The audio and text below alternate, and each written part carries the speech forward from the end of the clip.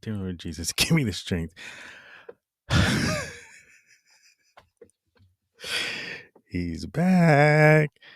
I I tried really hard not to make this video. I didn't want to make this video. I am so tired of making Charlie Kirk videos. I've been making them on my TikTok channel. And I discovered a new revelation about myself that puts my past 10 years into perspective. So I have ADHD. And for the past 10 years, I have really gotten into it on social media with Trump supporters and Christian nationalists and whatnot. And I used to think it was because my impulsive nature with my ADHD brain that I was always so quick and so, oh, I don't know, like I couldn't fight like I couldn't resist the urge to respond to people like Amir that I'm about to do today. And so I just chalked it up to the impulsiveness of an ADHD brain.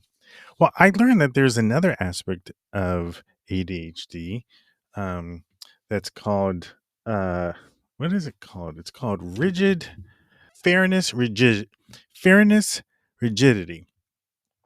It's not a formal clinical term, but it's a pattern where an ADHD brain experiences a heightened and inflexible response to perceived injustice. This concept is more commonly known in professional and neurodivergent communities as justice sensitivity. For people with ADHD, this can result in an intense and often overwhelming emotional reaction to perceived unfairness, whether it affects them personally or is observed in the wider world. That would explain why it's just about 1 o'clock in the morning and I'm making this video. I'm just going to try to get cut to the chase. We're going to play a little bit of our friend Amir here. And how do you know when Amir is lying? When he opens his mouth. He is either lying or he is willfully ignorant. I'm going to play this clip and we'll get into it. The purpose of this video is to serve as a tool to combat all the lies and misinformation that is commonly being spread right now about Charlie Kirk. And it's ironic because someone like Charlie Kirk is oftentimes called racist and homophobic, yet he's one of the main reasons this YouTube channel that you're watching right now even exists in the first place. He knew the young gay black Amir in 2018 and strongly advocated him to be more vocal online and spread his thoughts and to always seek the truth. Let me stop right there. Let's be clear.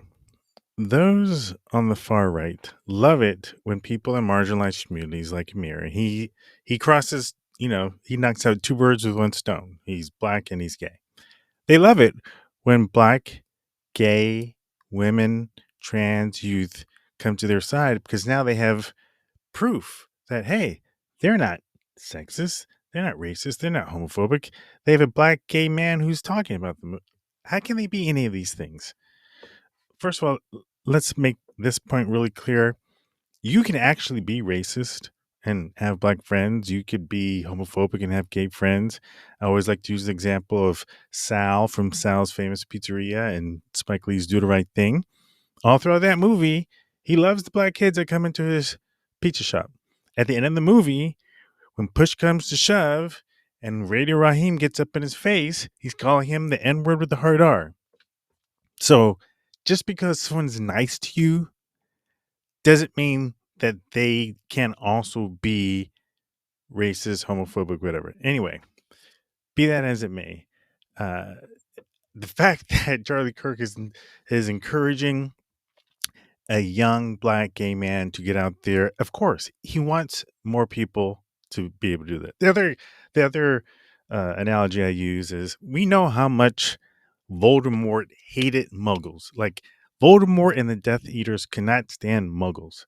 But if there was a Muggle who was talking about how great Voldemort was and praising Voldemort and praising wizards and warlocks and witches and everything, Voldemort and the Death Eaters would be using that token Muggle upside down. Was I saying Mogul or Muggle? Like I said, it's 1 o'clock. I don't know. Muggle. They would be using that token Muggle left and right. But as soon as that muggle stepped out of line, you're damn sure he would be a meal for Nagini. So it doesn't impress me that Charlie Kirk was inspiring or encouraging a young black gay man to be more right wing. One day after the event, it was one day, the night of the first event. Okay, I don't want to hear this dude's story. I gotta find the parts. We need to cut to the chase and get to the parts that really pissed me off so we can basically reveal the grift that keeps on giving with this dude. Okay, where do we want to go? Thousands. And I'd like to try things made for people with ADHD so that you don't have to see if they're worth your time. Okay, so you saw that was a YouTube ad. Is it just me or is it weird that the YouTube ad that comes up is about ADHD?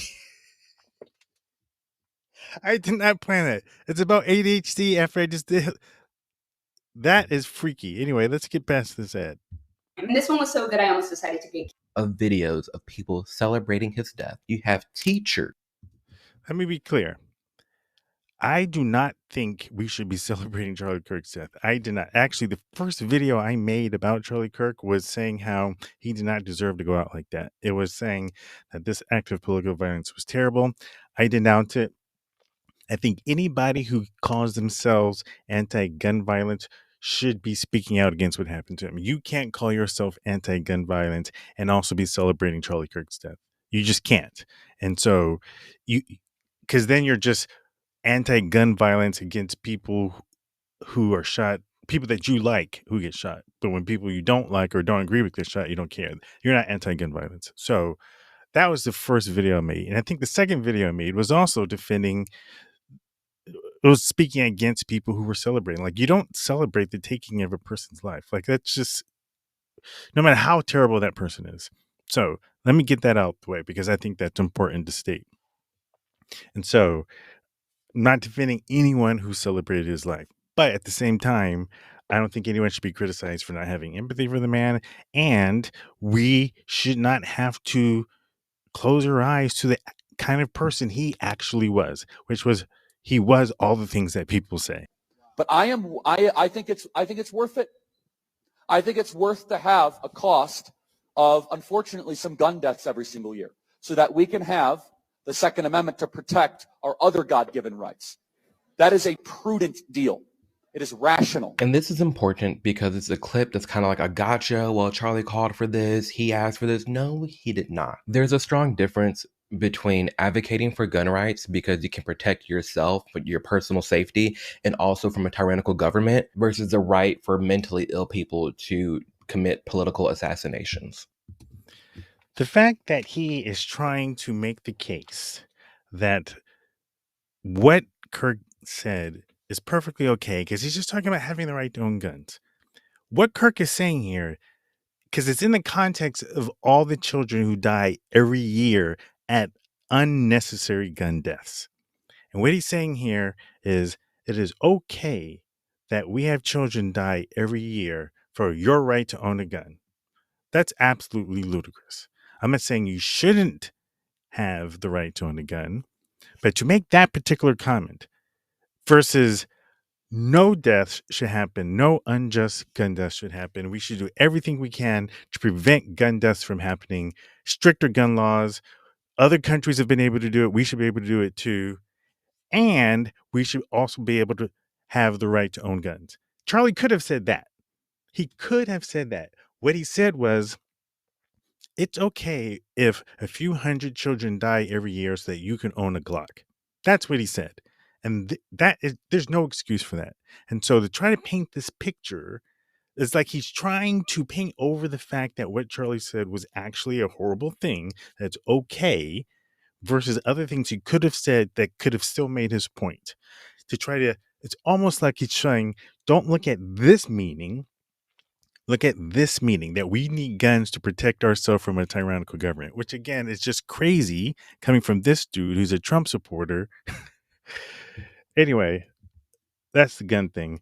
What's the next one I want to get into? Okay, so here's one of the things that the meat of what I want to get to, where Amir is going to start defending Charlie Kirk is not really being homophobic. revealed gay people. I'm a gay conservative, and I just want to ask you, what do you have to say for people like me who kind of feel like, I guess, it's kind of hard for gay conservatives because there's not a lot of us. So, like, what do you have to say to other gay people who need to realize, like, they do have a choice? Yeah, first of all, welcome to the conservative movement. I don't think you should introduce yourself just based on your sexual attractions. No, I agree. Because that's not who you are. I like to be thought of as a person, and for sure, you are a complete human being, and I'm sure you treat people well, and you're studying something. So I want to get away with this idea that you're gay anything. I just think that we have gone a long way in the negative direction in this country, where we act as if the most important part of your identity is what you do in the bedroom. It doesn't mean that much to me, but if you ask from a perspective as I got to speed it up because I can't listen to this 100%. We got to get it to 1.5 speed. And for him to say that it doesn't matter what they do in the bedroom, that's a lie. We'll figure out in a minute. a Christian, I don't agree with that lifestyle, but politics is about addition and multiplication. I imagine you agree with a lot of what we talk about. Absolutely. Right? Strong borders, strong country, and for that, we welcome you into the conservative movement. Thank you. That's what they call homophobic. Oh, well, he said he doesn't agree with that lifestyle and he doesn't like gay marriage. That's fine. You don't have to think 100% with me on board. And just because you don't like what gay people do doesn't mean I'm going to write you off as a bigot, homophobic person and then, like, boom, just not going to talk to you for the rest of my life. No. All right. So that's one Charlie Kirk. And one thing, I'm not going to go through this dude's whole video because it's ridiculous and it's a lot like this. But throughout this entire video, and this is a common thing you're going to see, the clips that Kirk defenders show are always the clips where he's on campus, where he is luring kids in. He's not going to want to scare them away. He's not going to. If you went to an HBCU campus and you started shouting out the N-word, of course, no one's going to come up to you. You're probably going to start a fight. So he's not going to be using the same kind of slurs for gay people, for black people, for trans people that he has used. Like, you know, he's not going to go to HBCU and start talking about moronic black women like he did to Heather McDonald. He's not going to, well, we're getting to some of the other terms he's used. So he's not going to do that on campuses. These are always the clips. Like if you, right now we're at 1609, right? If we were to go through and I scan through this whole thing, I'm just kind of show you just about all these clips are ones where he's at a campus event where there's students versus some of the clips I'm going to show you. Right. So you can see those are the clips he's at. So where were we with the gay kid? Right about here. So that is one Charlie Kirk. And I'm making a TikTok video where I'm going to kind of talk about this two sides of Charlie Kirk. I call it the curious case of Dr. Kirk and Mr. Charlie. See what I did there? I did the same bit in TikTok. So if you see the TikTok video, forgive me for using it here. But anyway, let me show you another video that paints a different picture of what Charlie Kirk thinks about gay people. I mean, according to this, he's just, hey, you know, I don't think you should introduce yourself by your sexual identity. Welcome to the conservative movement. Personally, I don't believe in that, but you know, you live your life and that's fine. I don't care what you do in the bedroom. So I love all gay people. There's another clip going around where he's talking about how, you know, a woman is asking him, do you hate gay people? Is TPUSA against homosexuals? And he's saying, of course not. How can I hate anyone that I have a heart for? Let's see how much he has a heart for gay people. So the clip I'm about to show now is Charlie at, I think he's at a mega church or a mega church conference or something. And he is talking about the American way. Let's see what Charlie Kirk believes is the American way. The spiritual battle is coming to the West, and the enemies are wokeism or Marxism combining with Islamism to go after what we call the American way of life. And the American way of life is very simple. I want to be able to get married, buy a home, have kids, allow them to ride their bike till the sun goes down, send them to a good school, have a low-crime neighborhood, not to have my kid be taught the lesbian, gay, transgender garbage in their school. While also... Does that sound like a man who just has a heart for those in the LGBTQ community and he just disagrees with their lifestyle? And he leaned into the garbage. He wanted to make sure you heard that it was garbage. But he goes on. While also not having them have to hear the Muslim call to prayer 5 times a day. That's important. We want the American way of life, which is, by the way, Christendom. So you got a twofer. You got Charlie Kirk, the homophobe, and Charlie Kirk, the Islamophobe, in one video. But there's more than that. So here is a clip from Charlie at Generation Church. This is a Christian nationalist megachurch. And he's talking about, well, I'll let Charlie's words speak for himself. He's talking about how he goes to college campuses. And let's see what Charlie has to say. So it's always fun. I get a chuckle, when someone is wearing the Free Palestine shirt and the gay flag. And it's like, they would literally murder you, right? Well, so it's funny. I used to say that, hey, if you as a gay person would go to Gaza, they'd throw you off of tall buildings, right? Now they don't have any tall buildings left, so I don't.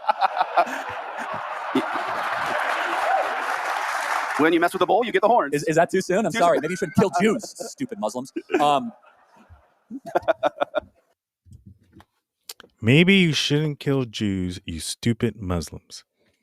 If you thought that joke was funny, you're probably the kind of person who called Japanese people Japs. That's the analogy he used when he was trying to justify this. That, Japanese people, when we bombed them, did anyone care about them, when they attacked us? First of all, not everyone in Palestine and Gaza feel the same way about gay people. There are gay people who are living in Palestine and Gaza. Secondly, caring for and fighting against the genocide that is happening in Palestine and Gaza is not mutually exclusive to also caring about the LGBTQ community. Even if there are people in Palestine and Gaza who may ascribe to a religion that doesn't believe in or has, ironically, the same kind of conservative views about homosexuality that Christianity does. The people of Gaza aren't enacting laws that would call for the unaliving of a gay person. And what I find so funny is if Charlie and people like Charlie had their way, this would be a Christian theocracy. We just saw the video of him talking about the American way. We would have a Christian theocracy, and there are some people in the Christian nationalist movement who actually do want basically corporal punishment, the death penalty for people in the LGBTQ community. So I just think it's funny that they're joking about this, and they're joking about what the Islam faith says about homosexuality when these guys feel the exact same way. But again, the way he jokes about the loss of life, the way he commented about stupid Muslims, his Islamophobia, the clip we just saw about that lesbian, gay, and transgender garbage. If you see these clips and you come away with the idea that Charlie Kirk is a nice guy, he's just misunderstood, or he's taken out of context, there is no context for any of this that makes any of it good. Oh, and there's one more clip. At one point, well, let's hear what Amir has to say about Charlie Kirk's transphobia, and then let's see what Charlie Kirk has to say about trans, in addition to what we already heard him say. All right, I think this is the last clip I'm going to show and get into. I'll let Amir start, and then I'll finish up. That big of a deal. Trans people. I just want to say I'm a transgender male. What age should kids be able to get things like hormone therapy? Because I don't know what's true, what's not. Tell me, are you comfortable telling me your story? I've known that since third grade, and I'm currently 19, almost 20. I've known basically since then. I didn't start going by a different name until 7th and 8th grade. I just don't know with the whole medical stuff, what's true, what's not. I'm gonna let this person finish, but Charlie gets called a transphobic bigot. The crowds get called transphobic bigots. There's a trans person that went through that crowd, is asking a question. No one's heckling them. No one's harassing them. No one's beating them. Charlie's sitting there being super respectful, hearing them out. That's all he ever did, was hear people out. Like, he wasn't this radical person that was very mean and rude on campuses. No, he could get stern with people. He was matching energy, that's for sure. He matched energy. But this is who we're talking about as someone super transphobic. So this is what I mean when I say Amir is either ignorant or is lying his ass off, because he shows a clip like this. Again, these are the clips that they show. Of course, Charlie Kirk is being on his best behavior at all these places. But we saw the clip where he talked about the lesbian, gay, and transgender garbage. But what else did Charlie have to say about the trans lifestyle and the trans community? So Sam Cedar and Emma on the Majority Report were talking about Charlie, as a lot of left-leaning creators were, and they showed this clip that I'm about to show. Emily's, here's Charlie Kirk. One of our team members said, so this is the Democrats' October surprise. Hilarious. The October surprise is having the tranny go to the White House. Be like, wow, I've met with the president. Yeah, good luck. What? Honestly, all kidding aside, this is a misogynistic parody of what he thinks a woman is. It's insulting to every single woman out there. People say, oh, you're being transphobic. Like, honestly, shut up, okay? You got invited to the White House to go interview the president of the United States? You're being transphobic. No, actually, I just want things to be normal again and not have to live in this non-stop tornado of gender confusion. I'll say it again. It's gender blackface. It's no different. The adult male who identifies as a girl concluded the video by imploring people to get out and vote. That's right. It's all about getting out to vote. You got to wonder kind of what population they think they're really going to get to rise up and vote. That's enough of that. So this is the person who Amir is saying is not transphobic. This is the person who Amir is saying cares and loves trans people. He loves all gay people. He loves all trans people. And Amir is a person who doesn't believe in transgenderism. Either he says he has trans friends. I don't know what kind of trans friends he has, because Amir basically feeds into the lie of a man pretending to be a woman when they're trans.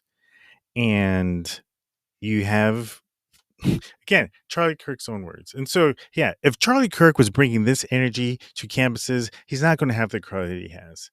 And so, again, it's either willful. Dear Lord, it's too late. It's either willful or unwillful ignorance that Amir is dealing with, or he's just straight up lying. Like, he's seen these clips and he just ignores them. Either way is not a good look. It's just a diagnosis. Just someone that is going to listen to what you've gone through, listen to what else is going on. My prayer for you, and again, very few people will say this, I actually want to see you be comfortable in how you were born. Yeah. I know that you might not feel that way, but I think that is something that you can achieve. I think that with the right team and the right people, you don't have to wage war on your body. You can learn to love your body. That's the people. That's who that people are calling transphobic bigot. Someone like that, in an interaction like that. Respectful, calm, telling a person how they feel, wishing them the best, going about their day. There's another one. We're part of the problem, I think. Now, again, is it that Amir didn't see the video that I saw that we just showed, or did he see it and he just chooses not to show it? Again, either way, it doesn't look good. It just doesn't look good. And I want to go back to this.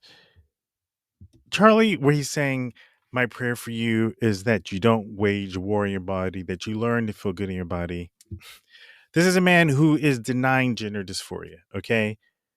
And I don't care that you say it with a kind face. I don't, especially when I know you're putting on a performance, because I think you using the T word, which to trans people is kind of like on par for, like the N word is to black people, and laughing and being giddy about it, that is the real Charlie. At least that's what I think. That's how he is when he's with his producer by himself. That's how he is when he's with other mega churches, versus when he's on his best behavior in places like this, where he wants to lure people in so that he can get into these kinds of conversations and make himself look like, create this plausible deniability that he really is a great guy. And you have people like Amir making faces like this. He just can't.